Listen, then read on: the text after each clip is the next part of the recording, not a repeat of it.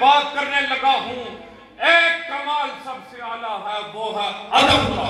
اللہ اکبر۔ ان میں سب سے بڑی جو چیز ہے وہ ادب ہے، ادب رسول ہے۔ اس ادب کی وجہ سے انہوں نے پوری دنیا پر حکومت کی ہے، ان کا نام نامی پوری دنیا میں لیا جا رہا ہے حضور کے ادب کی وجہ سے۔ 3 لفظ ہیں، الف دال با، یہ تینوں ملے تو ادب بنتا ہے۔ ادھر کی 3 لفظ ہیں، عین لام میم، علم، یہ 3 جڑے علم بنتا ہے۔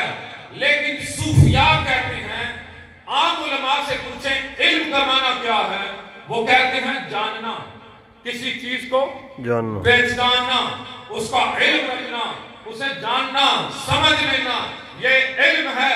لیکن صوفیاء کی اپنی ڈیفینیشن ہے، صوفیاء اپنی تعریف کرتے ہیں، اہل ادب اپنی تعریف کرتے ہیں، وہ کہتے ہیں علم کا دوسرا معنی ہے ادب۔ سبحان اللہ۔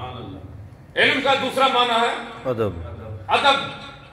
بعض بندوں کے اندر علم آ جاتا ہے، بعض بندوں کے اندر علم کی بڑائی آ جاتی ہے، بعض بندے کتابوں کے کیڑے ہوتے ہیں، بڑی بڑی کتابیں پڑھ لیتے ہیں، بڑی بڑی لائبریریاں کو ڈال دیتے ہیں، بڑا علم رکھتے ہیں، علم پر مان بھی کرتے ہیں، لیکن ادب سے خالی ہوتے ہیں، ادب سے خالی ہوتے ہیں۔ تو میں تو چاہتا ہوں جس جگہ آپ کو لے کے جاؤں گا آپ کو لطف آئے گا کہ کہاں پر بات ختم ہوئی ہے، کس مقام پہ آپ کو لے کے گیا ہوں۔ اگر وہاں پر لے کے نہ جا سکا تو میرا آنے کا مقصد ختم ہو جائے گا۔ حضرات گرامی، ادب ہے پہلا کرینہ محبت کے کرینوں میں، ادب پہلا کرینہ ہے محبت کے کرینوں میں۔ آئیے، ایک بندہ جاتا ہے مدینہ شریف، ایک بندہ گیا مدینہ شریف، کوئی بھی آپ کے گاؤں میں سے گیا، ادب بتانے لگا ہوں ادب کیا، وہ مدینہ شریف گیا، وہاں سے اس نے قیمتی چیز لی، کوئی قیمتی چیز لی، وہ وہاں سے لے کر آیا، سامان لیا مدینہ کے بازار سے، وہ لے کر آیا، بڑی سے بڑی چیزیں خریدی بازار سے، وہ لے کر آیا، یہاں پر پاکستان پہنچا، اہل محلہ میں پہنچا، اس نے بازار سے بڑے بڑے تحفے دیے، بتانے لگا ہوں حقیقی اہل السنہ کیا ہے، حقیقی عقیدہ کیا ہے، حضور سے محبت والا حقیقی عقیدہ کیا ہے، اور ایک بندہ مومن کا عقیدہ کیا ہونا چاہیے، یہ بتانے لگا ہوں۔ بندہ آیا مدینہ سے سامان لے کر، خرید و فروخت کر کے، چیزیں لے کر، ہماری خواہش ہوتی ہے ہمیں کوئی مدینہ شریف کا تحفہ ملے، مدینہ شریف کا تحفہ ملے۔ ہم اس بندے کے پاس گئے، آب زمزم پیا، کھجور کھائی۔ اگر وہ بندہ بڑے سے بڑا تحفہ لے آئے مدینہ شریف کے بازار سے، وہ ہمیں دے، لیکن اس کے پاس ایک چیز ہو، وہ کیا ہے؟ روضہ رسول پاک صلی اللہ علیہ وسلم کے در اقدس سے تھوڑی سی خاک لے آئے، مٹی لے آئے، خاک مدینہ لے آئے، روضہ رسول کی مٹی لے آئے، ایک جانب بازار کی قیمتی سے قیمتی چیز، ایک جانب مدینہ سے لائی ہوئی قیمتی کھجوریں، ایک جانب آب زمزم، ایک جانب دروازہ رسول سے تھوڑی سی خاک لے آئے۔ ہم عقیدہ رکھنے والے، ادب رکھنے والے، عشق رکھنے والے، ہم کہتے ہیں اس کی عظمت بھی اپنی جگہ، اس کی بڑائی بھی اپنی جگہ، مدینہ شریف سے لائی گئی ہر چیز کی شان اپنی جگہ، یہ بھائی رہنے دو، ہمیں روضہ رسول کی مٹی دے دو۔ سبحان اللہ، سبحان اللہ۔ اس مٹی کو سنی اپنی آنکھوں سے لگاتا ہے، اس مٹی کو سنی چومتا ہے، اس مٹی کو اپنے سر پر رکھتا ہے، اس مٹی کو اپنے گھر والوں کو دے دیتا ہے کہ جب میں دنیا سے جاؤں میری قبر کے اندر یہ مٹی ڈال دینا، اس چیز کا نام ادب ہے. سبحان اللہ. یہ جس بندے کے اندر آ گیا وہ کامیاب ہو گیا. اس چیز کا نام ادب ہے. اگر ادب نہیں بندے کے اندر تو بندہ اپنے عشق کے کمال کو نہیں پہنچ سکتا, اپنے مرتبے کے کمال کو پہنچ نہیں سکتا. حضرات گرامی, اب آئیے اس ادب کے اندر مین چیز کیا ہے. 3 چیزیں بیان کروں گا. اگر آپ نے وہ 3 چیزیں آج پہچان لی تو آپ علم سے ادب کے دروازے پر آ جائیں گے. علم سے ادب کے دروازے پر آ جائیں گے. اگر آپ عالم نہیں, فاضل نہیں, آپ مفتی نہیں, اگر آپ باادب ہیں نا تو آپ کامل ہیں.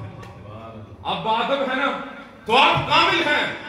اگر آپ عالم ہیں, بے ادب ہیں, اگر آپ مفتی ہیں, حضور کی ذات پر طعنہ زنی کرتے ہیں, آپ علامہ ہو کر ممبر رسول پر بیٹھ کے جب کہیں بھی بیٹھ کے لوگوں کے اندر وسوسے ڈالتے ہیں, اگر آپ مفتی ہو کر بڑی بڑی لائبریری رکھ کے لوگوں کے اندر کینہ ڈالتے ہیں ذات رسول کے بارے میں کہ یا رسول اللہ کہنا نہیں چاہیے, یا رسول اللہ مدد کہنا نہیں چاہیے.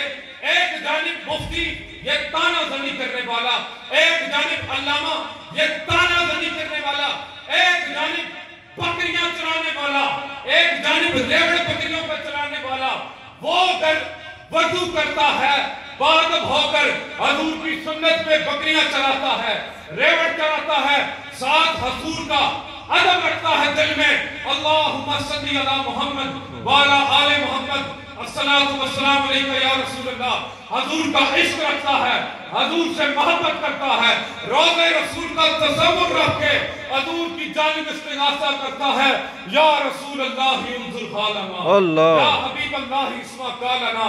حضور کا تصور ذہن میں رکھ کے اگر وہ آنسو بہاتا ہے وہ اس مفتی سے افضل ہے, سبحان اللہ, اس علامہ سے افضل ہے, نعرہ تکبیر, اس عالم سے افضل ہے. نعرہ تکبیر, نعرہ رسالت, نعرہ رسالت, نعرہ حیدری. تو میں نے یہ بات کی کہ ادب پہلا کرینہ ہے محبت کے کرینوں میں. پھر میں بات کرتا ہوں سمجھانے کے لیے. بات وہ کرنی چاہیے جو بندوں کو سمجھ آ جائے. وقت یہاں پہ ٹلے مارے ادھر کے ادھر, ادھر کے ادھر, عوام کا وقت ضائع کیا, دیہڑی لگائی بندہ جا رہا ہے, کوئی سمجھ نہ آئی پیچھے, نہ بزرگوں کو, نہ نوجوانوں کو, نہ بچوں کو, نہ پیغام دیا خواتین کے لیے, نہ نوجوانوں کے لیے. تو کیا اس علم کا فائدہ, کیا اس 8 اور 9 سال مغز ماری کرنے کا فائدہ کہ بندوں کے اندر ادب کا ایک چراغ بھی نہ روشن کر سکے, ادب کا ایک چراغ بھی نہ روشن کر سکے. حضرات گرامی, بات کر رہا ہوں ادب کی. ادب پہلا کرینہ ہے محبت کے کرینوں میں. یہ ادب بندے کو کمال پر پہنچا دیتا ہے. ایک بندہ بڑی دولت رکھتا ہے, کروڑوں روپیہ ہے اس کے پاس, اربوں روپیہ ہے اس کے پاس, لیکن گھر میں اس کی بوڑھی ماں ہے, گھر میں اس کا بوڑھا باپ ہے. اگر وہ ان کے ساتھ تلخ کلامی سے پیش آتا ہے, برے لہجے سے پیش آتا ہے, قرآن کہتا ہے اف ولا تنہرہما, ان کے آگے اف تک نہ کرو بلکہ ان کے آگے نرمی کے ساتھ پیش آؤ. کوئی چیز دو تو ایسے کر کے نہ دو, ادب کہتا ہے ایسے کر کے دو, یہ اوپر سے اٹھائیں تم ایسے نہ دو. وہ باپ ہے, وہ ماں ہے, ادب کرو ان کا. یہ قرآن کا رب اور اس کے رسول کا حکم ہے. ادب کہتا ہے جھک جاؤ, لیکن علم اور تکبر کہتا ہے اچھل اور بول. شیطان نے بھی بولا تھا. شیطان کہتا ہے یہ بندہ ہے مٹی کا بنا ہوا, میں اس کے سامنے کیوں سجدہ کروں. اب فرشتے تھے باقی, انہوں نے ادب کیا, وہ جھک گئے. انہوں نے اللہ کا حکم مانا, وہ جھک گئے.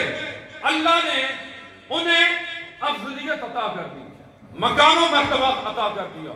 شیطان اکڑ گیا, ابلیس اکڑ گیا, اللہ نے اسے مردود قرار دے دیا. اللہ نے اسے مردود قرار دے دیا. اب جیتا کون؟ ادب جیت گیا. آئیے اب مثال دیتا ہوں اور اپنے موضوع کی جانب بڑھتا ہوں. حضرات گرامی, بازار میں آپ جاتے ہیں, بازار سے ایک بیج لیتے ہیں. یہ بات ایسی کرنے لگا ہوں ہمارے بزرگوں کو بھی سمجھ آئے. بازار سے آپ بیج لیتے ہیں, یا اس کے بدلے کوئی پودا لے لیتے ہیں. بیج یا بازار، اب عقیدہ بتانے لگا ہوں.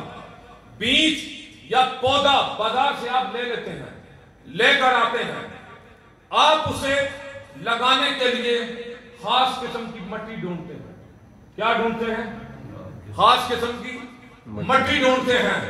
پھر اس پودے کو، اس بیج کو اگانے کے لیے آپ خاص قسم کا موسم تلاش کرتے ہیں. جیسے گندم اگانی ہو، اکتوبر نومبر کے مہینوں میں آپ شروع کر دیتے ہیں. اب گندم کو مارچ میں آپ زمین میں اس کا بیج نہیں بوتے، کیونکہ آپ کو پتا ہے یہ اس کا موسم نہیں ہے. اسی طرح آم آپ اسے گرمیوں میں حاصل کرنے کی توقع کرتے ہیں، سردیوں میں وہ نہیں ملتا کیونکہ آپ کو پتا ہے یہ گرمی سے پکتا ہے. اسی طرح طرح طرح کے موسم ہیں، ان کی ریکوائرمنٹ ہے. کچھ چیزیں ہیں، بیج پکانے کے لیے اس کا موسم درکار ہے، آب و ہوا درکار ہے، خاص قسم کی مٹی درکار ہے. اگر آپ کسی بیج کو، پودے کو اس کے عین موسم کے مطابق زمین میں بوتے ہیں تو وہ آپ کو بر وقت پھل دیتا ہے، وہ بر وقت اگاتا ہے. اگر آپ بیج کو خاص قسم کی مٹی میں نہیں بوتے، اسے خاص قسم کی آب و ہوا نہیں دیتے، اسے خاص قسم کا موسم نہیں دیتے، یہ تینوں چیزیں اگر آپ بیج کو یا پودے کو نہیں دیتے وہ گل جاتا ہے، سڑ جاتا ہے، مر جاتا ہے. اسی طرح حضرات گرامی، ایمان کے پودے کے لیے بھی تین چیزوں کی ضرورت ہوتی ہے. ایمان کے پودے کے لیے بھی تین چیزوں کی ضرورت ہوتی ہے. ایمان کے پودے کو اور ایمان کے بیج کو اگانے کے لیے خاص قسم کی مٹی درکار ہوتی ہے. ایمان کے پودے کو اگانے کے لیے خاص قسم کی آب و ہوا درکار ہوتی ہے. ایمان کے پودے کو اگانے کے لیے خاص قسم کا موسم درکار ہوتا ہے. اگر ایمان کا بیج آپ کو مل جائے، جیسے آپ پڑھتے ہیں لا الہ الا اللہ محمد رسول اللہ، تو آپ نے ایمان کا بیج اٹھا لیا. آپ اسے غلط کسی مٹی میں دفنا دیں گے تو آپ کا ایمان تباہ ہو جائے گا، آپ کا ایمان تباہ ہو جائے گا.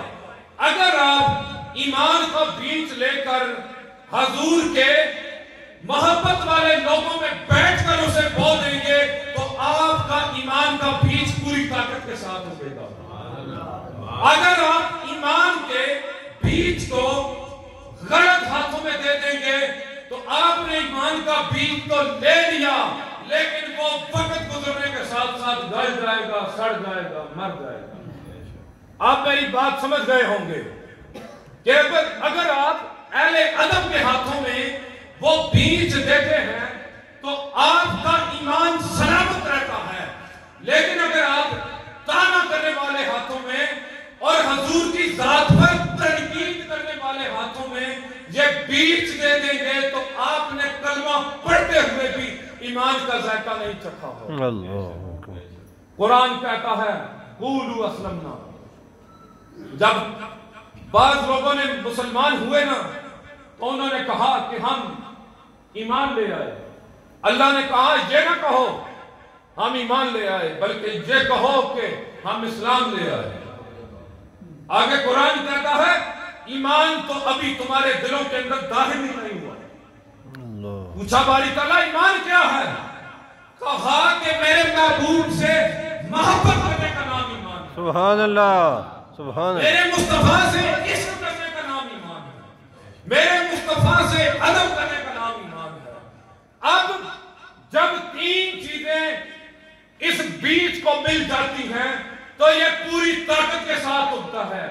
ایمان کے بیج کو اگانے کے لیے جو سب سے پہلی چیز درکار ہے وہ ہے عشق مصطفیٰ کا پانی. ایمان کے بیج کو اگانے کے لیے جو دوسری چیز درکار ہے وہ ادب رسول کی آب و ہوا. ایمان کے بیج کو اگانے کے لیے جس مٹی کی ضرورت ہوتی ہے وہ ہے محبت رسول. سبحان اللہ. جب یہ تینوں چیزیں ایمان کے پودے کو مل جاتی ہیں وہ اپنی پوری طاقت کے ساتھ اگاتا ہے. سبحان اللہ. حضرات گرامی توجہ چاہتا ہوں، ہمارے قاری صاحب تشریف لائے. قاری صاحب ایمان کے پودے کو اگانے کے لیے بھی 3 چیزوں کی ضرورت ہوتی ہے. ایک ہے عشق رسول کا پانی، عدم مصطفیٰ کی آب و ہوا، اور محبت رسول کا موسم. جب ہم اہل ادب بیٹھتے ہیں، ہم حضور کا ادب بیان کرتے ہیں، تو یہ ایمان کے پودے کو ہم آب و ہوا دے رہے ہیں. ایمان کے پودے کو آب و ہوا دے رہے ہیں. اندر حضور کی محبت ہے، اندر حضور کا عشق ہے.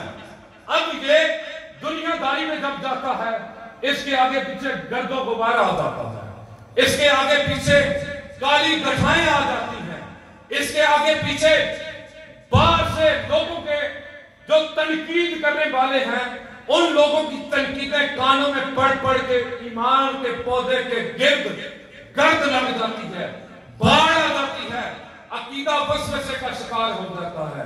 لیکن جب ہم اہل ادب کا موسم دیتے ہیں، عشق رسول والوں کی آب و ہوا دیتے ہیں، محبت رسول والے لوگ بیٹھتے ہیں، جب ہم حضور کا عشق بیان کرتے ہیں، آگے سے تمام باڑے ہٹ جاتی ہیں.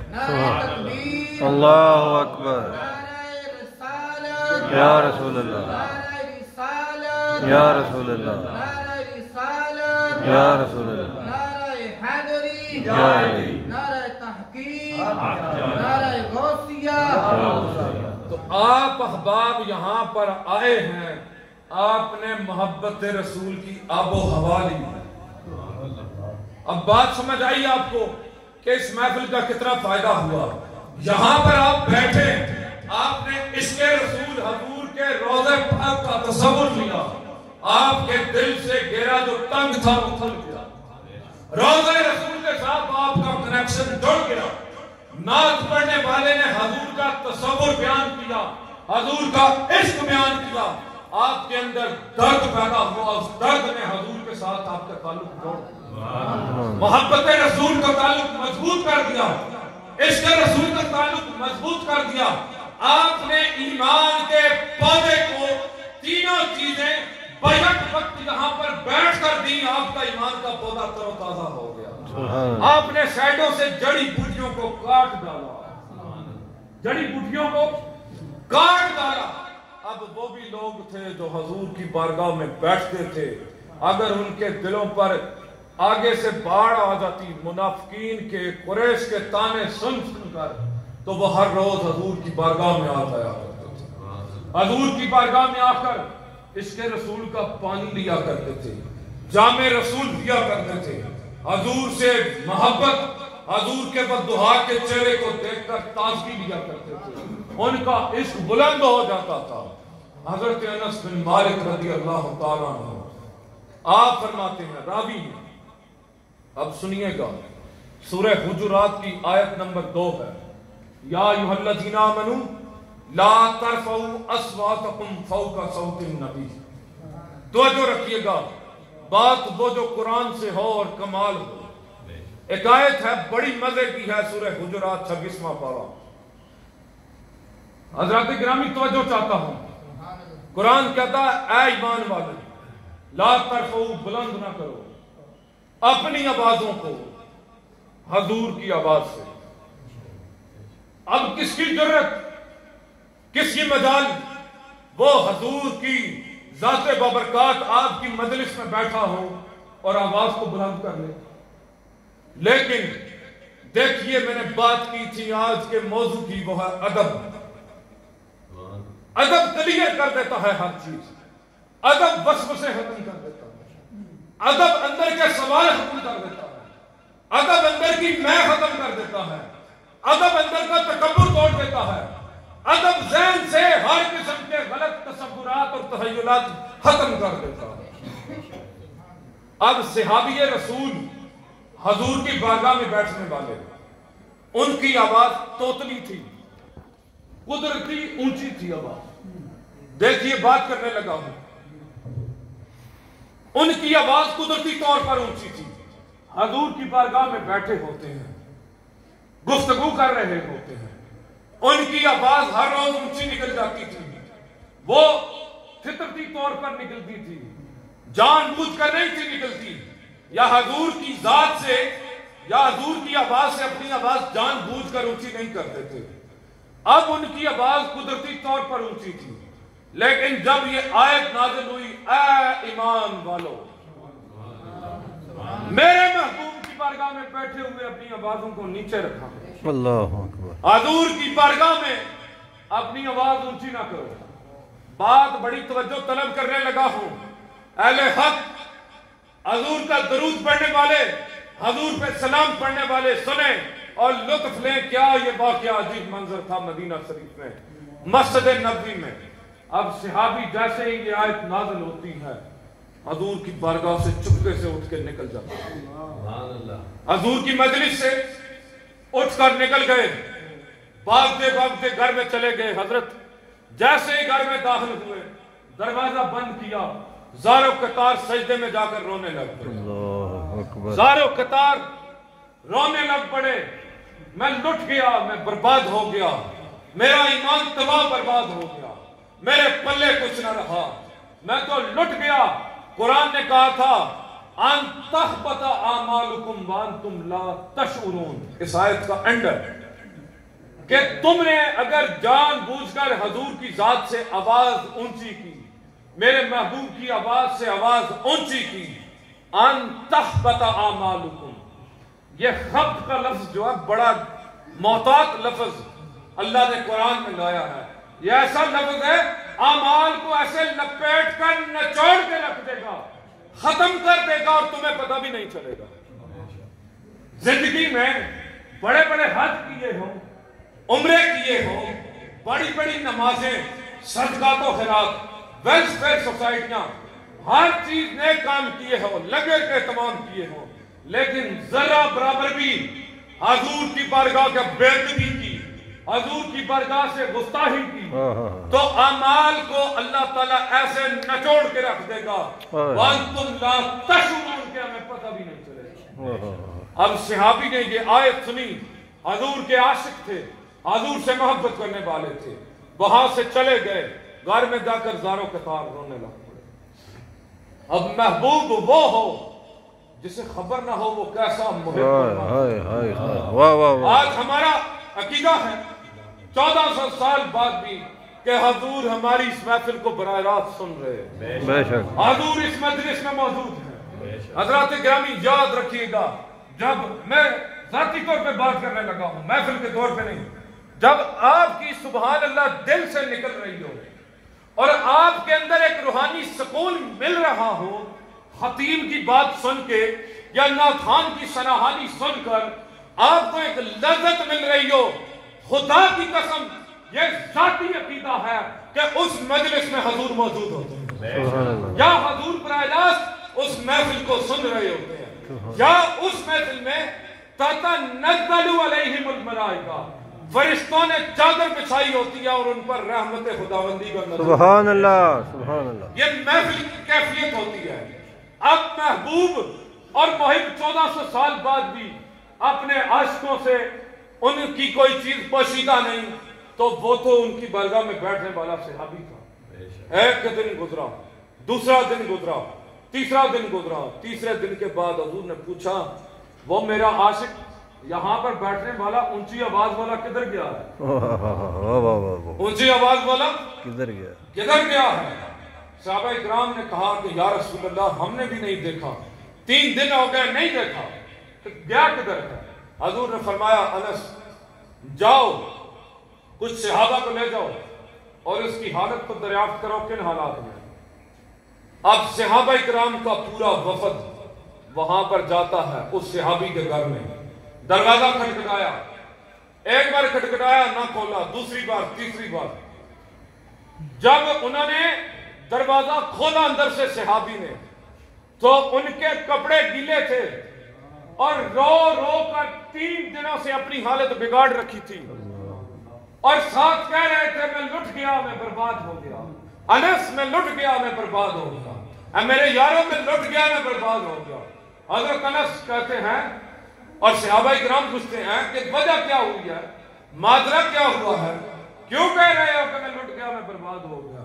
کہا کہ میں حضور کی بارگاہ میں بیٹھتا تھا، میں حضور کی مجلس میں بیٹھتا تھا، حضور کوئی سوال پوچھتے تھے میں جواب بھی دیتا تھا جیسے باقی صحابہ دیتے ہیں، لیکن میری آواز اونچی نکلتی تھی، میری آواز توتلی ہے، جب بولتا ہوں آواز بے ساختہ اونچی نکلتی ہے، میں جان بوجھ کر نہیں نکالتا، لیکن اللہ نے میرے لیے آیت نازل کر دی ہے، اللہ نے میرے لیے آیت نازل کر دی ہے، میں تو لٹ گیا، میں برباد ہو گیا، انتحبط اعمالکم، میرے تو اعمال ضائع ہو گئے اور مجھے پتہ بھی نہیں چلا۔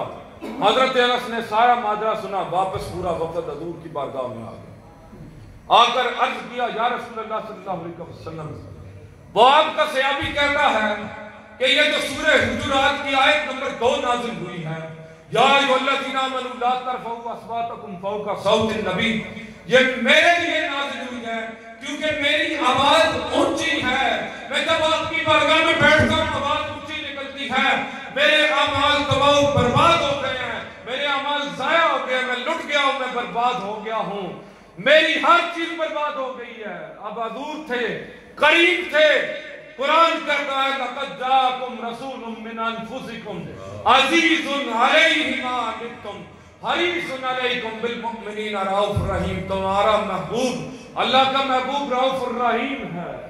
حضور کریم تھے، لجبال تھے، فرمایا میرے صحابی کو جا کر بتاؤ یہ آیت تمہارے لیے نہیں نازل ہوئی، اور تو میرا محبوب ہے، تو میرا پیارا ہے، تو نے کوئی بےادبی نہیں کی، جاؤ اور اس میرے صحابی کو کہو کہ آج دنیا میں میں محمد تجھ سے جنت میں جانے کا وعدہ کرتا ہوں، سبحان اللہ، تیرے اعمال ضائع نہیں ہوئے، تجھے دنیا میں بشارت دیتا ہوں کہ تو جنتی ہے۔ صحابہ اکرام کا پورا وفد جاتا ہے دوبارہ اور ان صحابی رسول کی دلجوئی کرتا ہے، کہتا ہے کہ اللہ نے تمہارے اعمال ضائع نہیں کیے، بلکہ رسول اللہ نے دنیا میں رہتے ہوئے تمہیں بشارت عطا کر دی ہے۔ سبحان اللہ۔ اب یہ قرآن کی نص ہے، اس کے اندر یہ واقعہ نص قطعی ہے، اس کا منکر کافر ہے، اس کا منکر کافر ہے، یہ کوئی سنا سنایا واقعہ نہیں،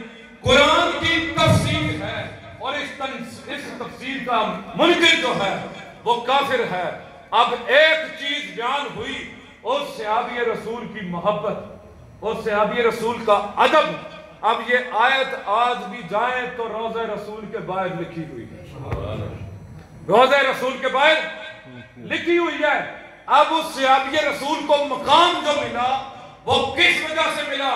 اس صحابی رسول نے ادب رسول کیا، اسے مقام ملا، دنیا میں رہ کر اسے بشارت دے دی۔ لیکن جو میں نقطہ دینا چاہتا ہوں کہ حضور نے فرمایا کہ اسے بتا دو وہ جنتی ہے، اسے بتا دو وہ جنتی ہے۔ میرا سوال ہے ان لوگوں سے جو ذات رسول پر تنقید کرتے ہیں کہ حضور تو مختار کل ہے، دنیا میں رہ کر بشارتیں دے رہے ہیں، دنیا میں رہتے ہوئے اپنے غلاموں کو بشارتیں دے رہے ہیں کہ تم جنتی ہو، تم جنتی ہو۔ یہ ہمارے آقا ہیں، ہمارے مصطفیٰ ہیں، جنہوں نے دنیا میں آتے ہوئے فرمایا کہ ربی حب لی امتی، یا اللہ میری امت کو بخش دے، یا اللہ میری امت کو بخش دے۔ اب یہ ایسے کریم رسول ہیں جن کا نام نامی لیا جائے تو قرآن کہتا ہے تم اگر گناہگار ہو، اپنی جانوں پر ظلم کر بیٹھے ہو، اگر تم نے بڑے سے بڑا صغیرہ کبیرہ گناہ کر لیا ہے تو وَلَوْ أَنَّهُمْ إِذْ ظَلَمُوا أَنفُسَهُمْ جَاءُوكَ فَاسْتَغْفَرُوا اللَّهَ وَاسْتَغْفَرَ لَهُمُ الرَّسُولُ لَوَجَدُوا اللَّهَ تَوَّابًا رَحِيمًا۔ اے محبوب کے امتیو، اگر تم نے اپنی جانوں پر گناہ کر کے ظلم کر لیا ہے تو آؤ میرے مصطفیٰ کی بارگاہ، سبحان اللہ، آؤ میرے محبوب مصطفیٰ کی بارگاہ میں، وہاں پر بیٹھ کر روضہ رسول کے سامنے یا یہاں پر بیٹھ کے استغاثہ کرو، یا اللہ اپنے اس محبوب کریم محمد مصطفیٰ کے نام نامی کا واسطہ، حضور کی ذات کا واسطہ، ان کے نواسوں کا واسطہ، ان کی زہرا کا واسطہ، ان کے علی کا واسطہ، یا اللہ مجھے بخش دے، تو خدا کی قسم اللہ آج بھی بخش دیتا ہے، اللہ آج بھی بخش دیتا ہے۔ ایک انصاری صحابی کا اونٹ پاگل ہو گیا، اونٹ پاگل ہو گیا تھا۔ وہ صحابی کسی طبیب کے پاس نہیں گئے، کسی ڈاکٹر کے پاس نہیں گئے، ان کا اونٹ باولا ہو گیا تھا مدینہ شریف کے اندر۔ اب بات بڑی توجہ طلب ہے، ایک ادھر صحابی دیکھیے، حضرت کیا بات بندے کے تنقید کرنے والوں کی، کیا بات علم والوں کی، کیا بات ان مفتیوں کی جو اتنا پڑھ کر ادب بھی نہ سیکھ سکے، جو اتنا پڑھ کر لوگوں کو تنقید سکھاتے ہیں، جو اتنا پڑھ کر ممبر رسول پر بیٹھ کر لوگوں کا مائنڈ سیٹ مدینہ شریف کے ساتھ نہیں جوڑ سکتے، ان کے علم کا کیا فائدہ، ان کی تفاسیر پڑھنے کا کیا فائدہ؟ ہم نے تو قرآن میں پڑھا ہے کہ قُلْ إِن كُنتُمْ تُحِبُّونَ اللَّهَ فَاتَّبِعُونِي يُحْبِبْكُمُ اللَّهُ، کہ اگر اللہ تعالیٰ تک پہنچنا چاہتے ہو، اس کی محبت اور رضا حاصل کرنا چاہتے ہو، تو فَاتَّبِعُونِي، حضور کی محبت کرو، حضور کی اتباع کرو، حضور کے ساتھ اپنا تعلق مضبوط کر لو، حضور کا ذکر کرو، حضور پہ درود پڑھو، ان کی آل کا ذکر کرو، ان کے ساتھ اپنا عقیدہ، اپنا دامن وابستہ کرو۔ حضور فرماتے ہیں جو دنیا میں رہ کر مجھ سے محبت کرتا ہے، جتنا درود پڑھتا ہے مجھ پر، روز قیامت اتنا ہی میرے قریب ہوگا۔ سبحان اللہ۔ اب لوگوں کو حضور کے ساتھ جوڑنا چاہیے یا اپنے مسلک کو بچانا چاہیے؟ میں خدا کی قسم آپ کو سنی نہیں بنا رہا، میں خدا کی قسم آپ کو اہل حدیث نہیں بنا رہا، خدا کی قسم میں شیعہ دیوبندی کی رٹ میں نہیں آپ کو لگا کے جا رہا۔ حقیقت دین ہم نے پڑھی ہے قرآن سے، وہ یہ ہے کہ اپنے آپ کا دامن حضور کے ساتھ جوڑ لو، یہی حقیقت ہے، یہی عقیدہ ہے، یہی دین ہے، یہی دین کی معرفت ہے کہ دنیا میں رہ کر حضور کے ساتھ جڑ جاؤ۔ اس کو آپ سنیت کا نام دے لیں، اس کو آپ قرب رسول کا نام دے لیں، اس کو آپ جو بھی عقیدہ دے لیں، لیکن حقیقت دین یہ ہے دنیا میں رہتے ہوئے حضور پر درود پڑھو، دنیا میں رہتے ہوئے ذات رسول کے ساتھ جڑ جاؤ۔ یہی عقیدہ ہے، یہی مسلک ہے، نہ کہ کسی پر تنقیدیں کرو گے، وہ عقیدہ ہے۔ یہ حقیقت ہے۔ میرے آنے کا مقصد یہی ہے کہ آپ اپنا تعلق روضہ رسول کے ساتھ جوڑ لیں۔ اب انصاری صحابی کیا کرتے ہیں؟ اونٹ باولا ہو گیا، کسی طبیب کے پاس نہیں گئے، کسی مالک کے پاس نہیں گئے، حضرت کو جاتے ہیں تو حضور کی بارگاہ میں جاتے ہیں، اب کہتے ہیں آقا میرا اونٹ باولا ہو گیا، لوگوں کو ٹکرے مار رہا ہے، لوگوں کو نقصان پہنچا رہا ہے، لوگوں کی فصلوں کو نقصان دے رہا ہے، یا رسول اللہ میں نے اسے ایک باڑے کے اندر بند کر دیا ہے، آئیے اس اونٹ کو ٹھیک کیجئے، اس کی طرف نظر رحمت فرمائیے۔ حضور کہتے ہیں تم چلو میں آ رہا ہوں۔ بات بڑی توجہ طلب کرنے لگا ہوں، یہ میری اندر کی کیفیت آپ کو بتانا چاہ رہی ہے کہ مت پڑے کسی جھگڑے میں، اپنا